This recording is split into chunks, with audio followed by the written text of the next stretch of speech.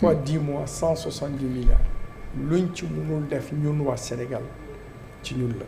alors professeur xam nga waxtu wi dab nañu dama bëgg nga nem ci dañuy dugg ci dernier point rapidement gis nañu vraiment itam événement yi fekk na la fi ñu ngi jëm ci boucler le dossier quand même qui cristallise bu ñuy mën di wax sam sphère politique bi waaye tamit justice Sénégal booy xool Sonko Adji Sarr ñu ngi jëm ci wax procès bu nu moywul daañ fa dem aujourd'hui jot nañu ci avocat yi Sonko yi ñu ne fas yéene nañu jébbal ñeent requête bokk na ci benn bi mooy ñu déglu ñenn ci ñu doon sàkku. non ça veut dire que dañu wax ni.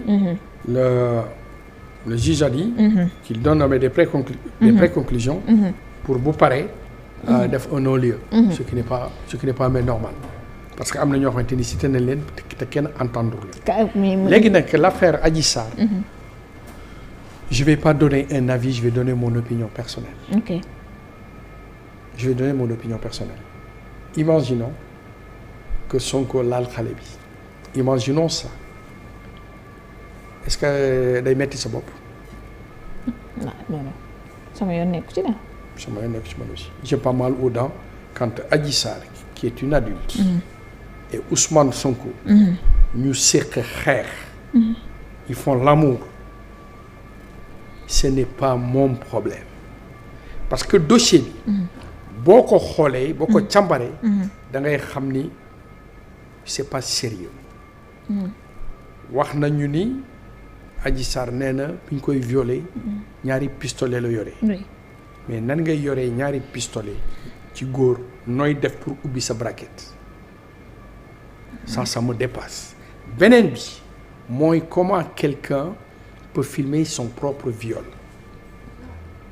troisième élément ñu ni sàkku na ko biiral na ko ça fait 2 ans doom boobu juddoogul ba léegi. que ñu wax complot la tout ça ne m'intéresse pas. Parce que Ousmane Sonko moo jógee këram dem fa kii l'a comploté pour mu dem fa.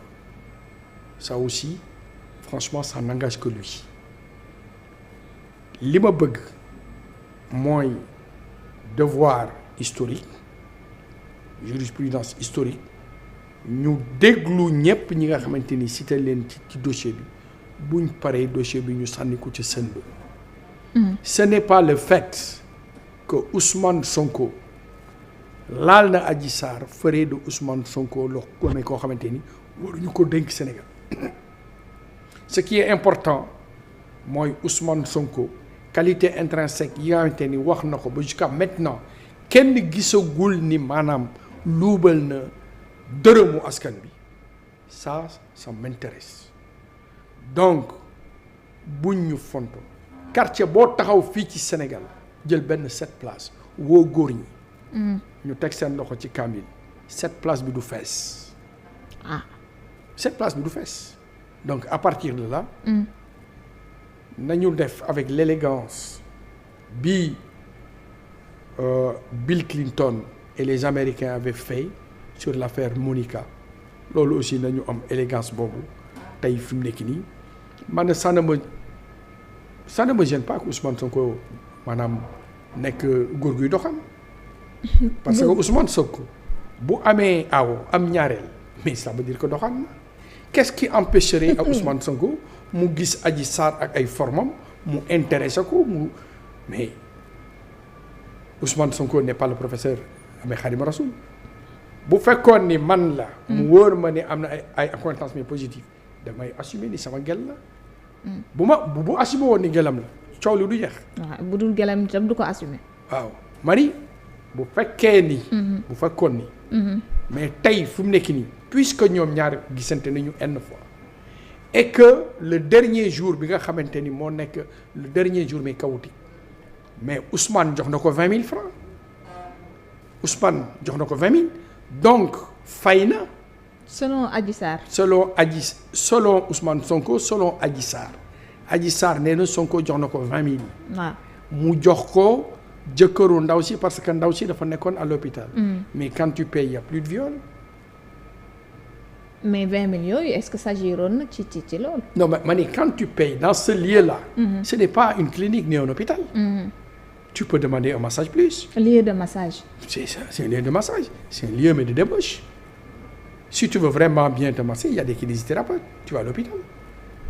Donc ce lieu-là, quand tu sors 20 000 francs joxe ko et on reconnaît que tu as donné mes 20 000, qui le reconnaît mais Adji Sarr nee na 20 000 yi après jox na ko jëkkëru ndaw si mais le gars il a payé donc il y a plus de viol léegi li ñu bëgg a wan mooy Sonko laal na xale bi personnellement moi je m'en fous Sonko ak Adji Sarr quand ils font l'amour j'ai pas mal aux dents j'ai pas des maux de tête et tous les Sénégalais pensent comme moi parce que dëkk bi malheureusement suñu réew la mais dëkku njaaloo la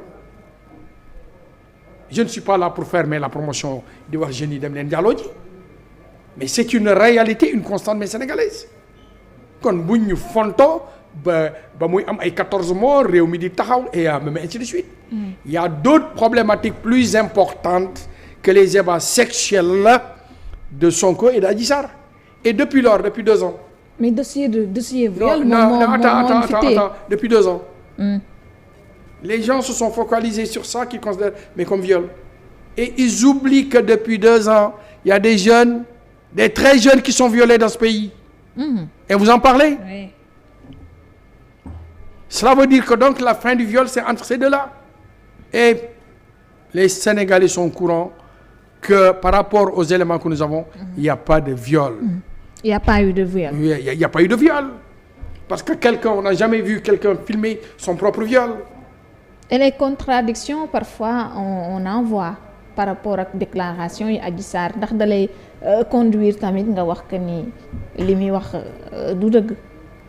li muy wax mu nekk dëgg mu ñàkk a nekk dëgg ñoom ñaar ñoo ko seq c'est des adultes moi j'ai envie qu'on se concentre sur les jeunes qui depuis 2 ans sont violés sous silence et que personne n'en parle parce que les sommes astronomiques yi ñu war a def ci procès bi xajoon na ci ñi feebar xajoon na ci les 20 000 Sénégalais yi xar jalis donc bu ñu fonto que Ousmane Sonko laal Adji Sarr ou Adji Sarr laal Ousmane Sonko moi personnellement et beaucoup de Sénégalais nous nous en fichons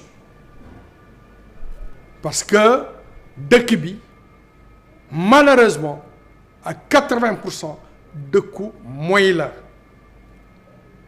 parce que les gens ils vont vite et c'est pas seulement une spécificité sénégalaise c'est le monde entier qui fonctionne comme ça les gens sont hyper pressés de consommer ça veut dire que le sentiment mais amoureux amatul tey fi mu nekk nii c'est l'amour carte bleue l'amour carte bleue moom moo am ci réew mi te pourtant am nañu maam boo xamante ni def na lépp pour éviter loolu muy maam Limamou muy Cambérène maye leen xale yi sëy sans que mu am cette constante mais de l'argent tey fu mu nekk nii Sénégal ni muy doxe lu mel ni dal Ousmane Sonko waru fi am ba jigéen di calculer à son âge à 22 ans di dem dans ces salons-là ça veut dire que sur ce point-là Adji Sarr est aussi victime d'une organisation mais sociétale qui est malade. Adji Sarr à son âge ne doit pas être dans cette situation-là donc nous sommes tous fautifs. jàpp nga ne dañu war a dem procès public dossier bi mérité woon na ko. non ça veut dire que il faut que le procès se fasse en vase clos où les juges entendent ñi nga xamante ne épinglé leen wax leen et que pour la paix nationale pour la sérénité mais nationale comme li juge bi wax envoyer mes conclusions yi ñu xam lan moo xew ci dossier boobu et puis le non-lieu moi je dirais oui sur ce point-là mais nag tey fi mu nekk nii depuis 2 ans déggatuma fenn ci benn plateau ñuy wax ni Ousmane Sonko ndigam mi ngi metti graisse su yeew yi ñu doon utiliser man déggatuma ko fenn mais avant problème bi tamit mosuñu dégg xam nga ne Ousmane Sonko dafa feebar Oui, mais cela veut dire que, non, je dis, depuis avant, on ne savait pas, il se soignait. Maintenant que l'affaire Adji Sarr est partout, mise en haleine, mais depuis 2 ans, musuma dégg beneen argument muy wax ni Ousmane Sonko ndigg li mi ngi metti ba léegi. Donc quelque part, l'affaire Adji Sarr a sauvé les maux d'Ousmane Sonko et ça c'est très bien. Donc ce qui fait que affaire bi daal nañ ko teg ca sën ba Adji Sarr yàlla may ko mu am sëriñu Baye Fall bu baax a baax a baax a baax et que Ousmane Sonko continue mais dans la sérénité et que la politique du Sénégal continue dans le bon sens et que advienne que pourra en 2024 ku war a doon président yàlla ñu yàlla tànnal ki nga xamante ni maanaam moo baax ci askanu Sénégal. Professeur amoon naa mbégte ak kontaante bu baax ñu sekk waxtaan bu am solo bi vraiment alors dama lay bàyyi rek nga tàggatoo ak suñu internet yu ñu doon seetaan. Cela veut dire que tey fi mu nekk nii mais tàggatoo bi j'ai un grand plaisir à féliciter Serigne Mountakha Mbacké di ñaan yàlla mu yàgg fi. Amiin amiin parce que avoir le courage de faire la suppression d'une police mais religieuse dans un pays c'est du haut niveau. Parce que boo xoolee Iran li xew Iran munoon na xew Sénégal mais sëriñ bi nga xamante ni maanaam passé na au peigne fin li am ci biir Touba. moom moo jël décision boppam consulté wul état consulté wul kenn def li nga xamante ni c'est une grandeur pour la sécurité de Touba pour la sécurité nationale et pour la sécurité de tous les Sénégalais. Et j'invite tous les journalistes du Sénégal à faire un travail sur li sëriñ bi def. beneen bi mooy maa ngi lay sant. jërëjëf. Et ça fait un réel plaisir de te retrouver. incha allah. am na ci loo xamante ni maa ngi ci muy le développement du Sénégal. nee naa la y a un éminent journaliste qui est en train de bosser pour que je rencontre Atepa Goudiaby parce que projet bi ba bëgg. ñu lancé ko pour le Sénégal. C'est la ville mais verticale te loolu bu ñu ko defee espoir la. boo xamante ni. dana liggéeyloo artistes yu bëri dana liggéeyloo beaucoup d'entrepreneurs mais sénégalais beaucoup de Sénégalais vont bosser et nous aurons un pays de rêve un pays touristique ci loolu daal ci lay xëy ci lay gont ci lay def suma bakkan ba Sénégalais yëpp nekk ay milliardaires. et que ñi dégg projet bi. nañ ma contacter. ñëw adhéré. nañ ma contacter. et puis ñu liggéey Sénégal. sans faire de la politique politicienne. jërëjëf Serigne Khadim Rassoul Thiam professeur de classe exceptionnelle moom la ñu dalaloon tey macha allah ci waxtaan. et je le dis haut et fort à tous les Sénégalais je te porte dans mon cœur. macha allah c'est une déclaration. jërëjëf professeur. ñu ngi leen di jaajëfal bu baax di jaajëfal Aline ba mu nekkoon ci technique bi di leen jox dig tañe rek ba suba incha allah ci ultimatum ak beneen gan.